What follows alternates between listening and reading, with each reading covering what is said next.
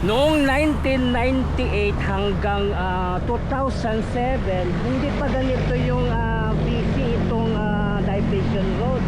Kasi dati ito kasada, 2 lanes lang ito siya, no? Dati. Pero ngayon, nakikita po natin ang busy na. Ang karamihan kasi dito dumadaan sa una, mga trailer, mga dump truck, mga cargo. So kakaunti lang yung dumadaan dito, hindi masyado busy. Pero ngayon, ito na ngayon, oh, ang busy na.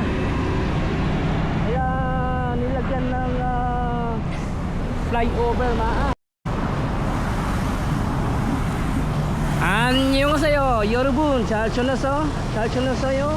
먹고 싶어 행복해서 만나서 반갑습니다.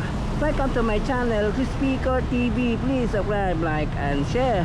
Ngayon, no, puntahan po natin ang pinakauna-unahang sanitary landfill dito sa Davao City. Alamin natin kung saan ito. Pero nandito po tayo, tingnan po natin itong mga landscape na paborito nyo ilagay sa bakuran. So tingnan po natin dito sa tala, let's go. So dito banda, no, tingnan po natin yung pang landscape dito, no. Dito lang banda sa may harap ng flyover no, Diversion Road.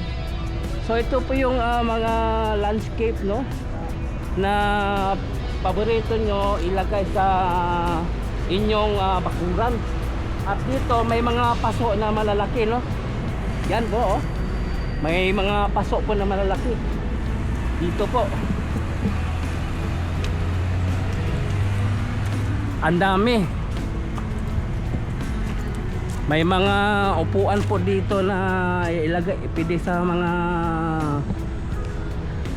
mga resorts, no. Ito po yun, no. Then dito pero nga gumagawa ng mga paso na malalaki, no. So tingnan po natin yung paggawa nila ng malaki paso.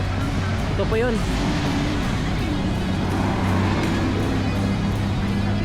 Pila po? Pila nga ni sir? 1 to 5 ang 2 5 ang ganito. 2 to 5 ang ganito paggawa, ano? Ba't ibang mga klase na pang decorate ng paso, no? Hindi kayo magpagawa dito. Yan. Meron ding swan, 2 swan, no? At meron ding mga white stone para gumanda yung landscape. So dito po, no, ang dami. Yan po, oh.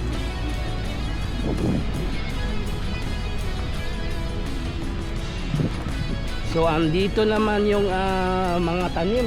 Yan, no? Mga tanim po yan, no?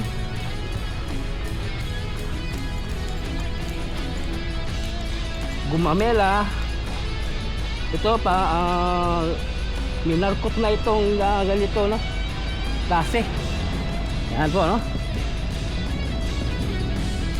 Dito banda, marami kayong mapagpipilian na paborito nyong pang landscape ng bakuran ninyo, no?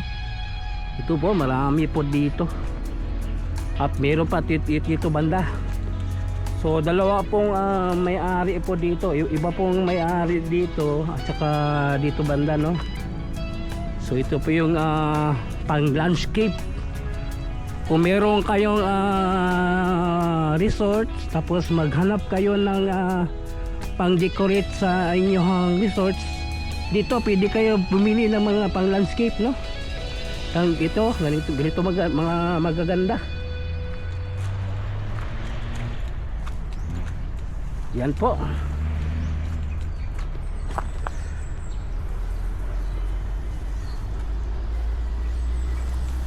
Andito naman banda yung mga palm tree, no? Palm tree.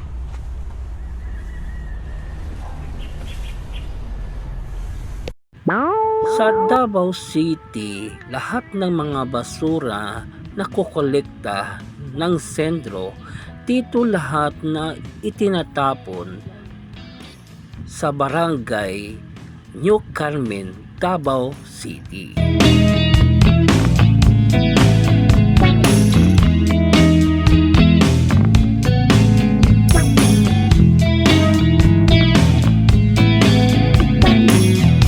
Napakalaking lungsod ng Davao City na nahahati sa tatlong distrito, District 1, District 2 at District 3. Lahat ng mga basura ng Davao City na kukolekta ng sentro, dito lahat itinatapon sa sanitary landfill dito sa Barangay New Carmen, Davao City. Ang Davao City kasi disiplinado sa kalinisan, lalo-lalo na sa mga basura na itinatapon ng araw-araw ng mga mamamayan ng Davao City. Kaya naman tinayo itong bagong sanitary landfill dito sa New Carmen, Davao City.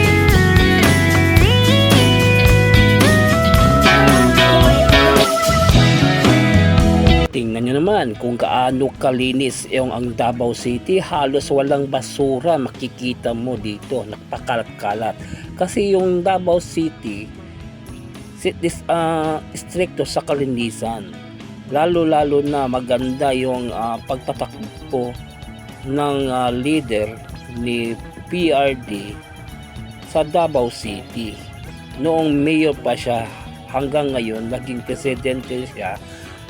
Maganda ang kalabasan ng Davao City, lalo-lalo na sa kalinisan.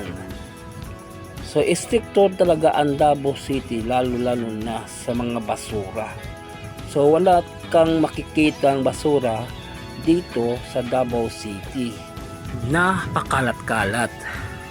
Maganda ang pamamalakad ni PRD dito sa Davao City, kaya naman ang linis ng lugar ng Davao City, walang pakatkalat.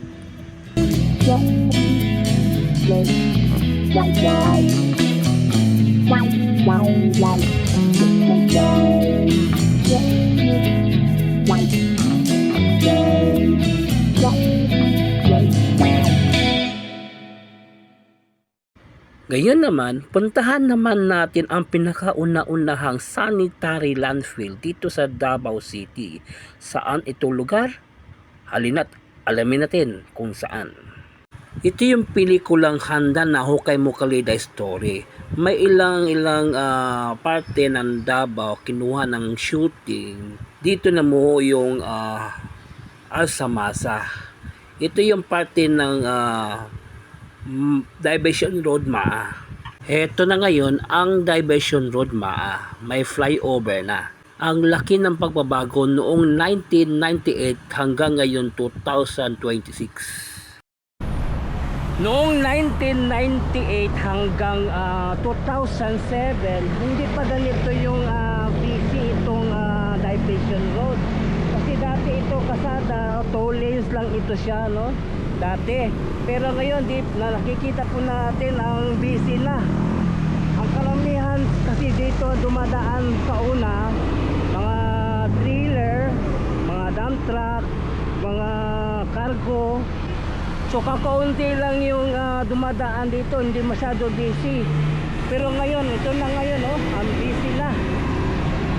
Kaya nilagyan ng flyover So dito na area, merong nahulog dito na flammable tanker. Nahulog dito, no? Kasi dito merong lawa na kasi dito eh. Sa unahan nito, may lawa. Dito nahulog yung tanker, flammable tanker. Galing sa taas pababa dito. At binangga yung poste ng kuryente. Hulog siya dito. So delikado itong lugar kung mabilis yung takbo mo. So may nilagay doon sa unahan, sa taas, speed limit pagdating dito banda. Kasi prone accident itong area.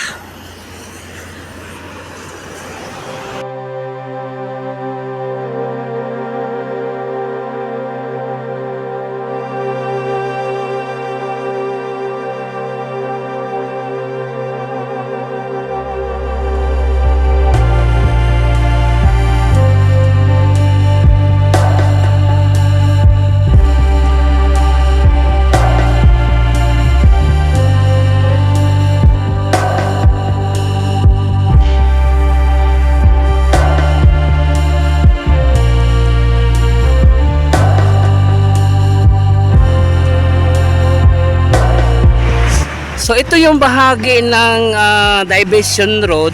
Marami ditong bahay gawa sa light materials. Pinalikas mula dito dahil ito yung lugar prone accident kasi itong area.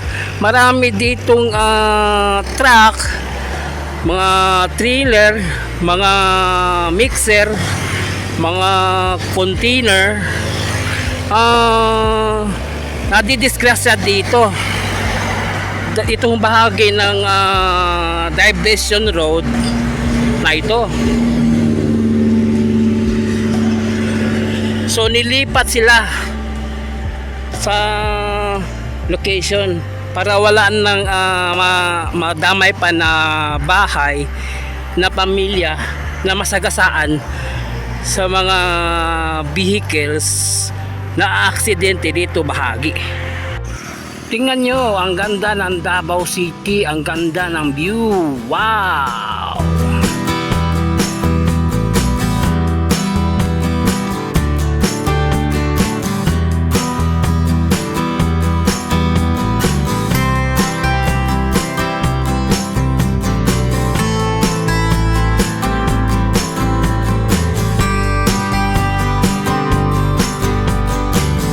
So mula doon sa crossing ng Barangay Langit then Shrine, doon ito yung diversion road pababa patungong Matina Pangi. So ito yung nakikita po ninyo, ito po yung sanitary landfill noong una 1988 hanggang doon.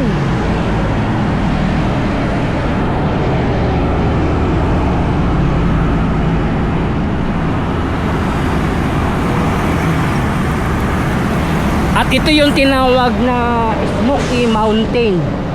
Smoky Mountain. Kasi ito, puro ito mga basura dito. Dito lahat tinatapon yung basura noong una. Ito yung lumang dam site ng Davao City. Itong Smoky Mountain. Dito lang sa Diversion Road, pababa ng Matina Pangi.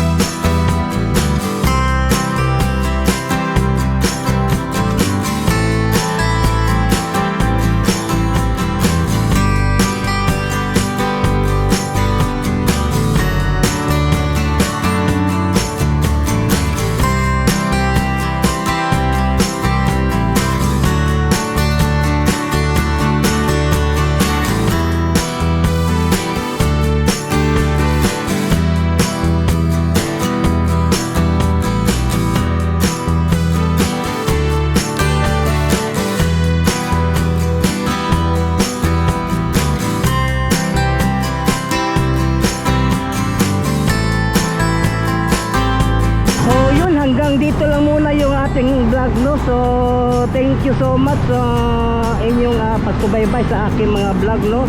Sa susunod magkaroon pa tayo ng iba pang klaseng vlog na gagawin, no? Travel vlog at saka mga island hopping, no? Magkaroon sana tayo. So hanggang dito lang yung ating update. So please subscribe to my channel, Chris Speaker TV. I-follow po ng akong Facebook page, Chris Speaker FB. So thank you for watching. Kamsahamnida nyo and God bless you all. Sarang iyo.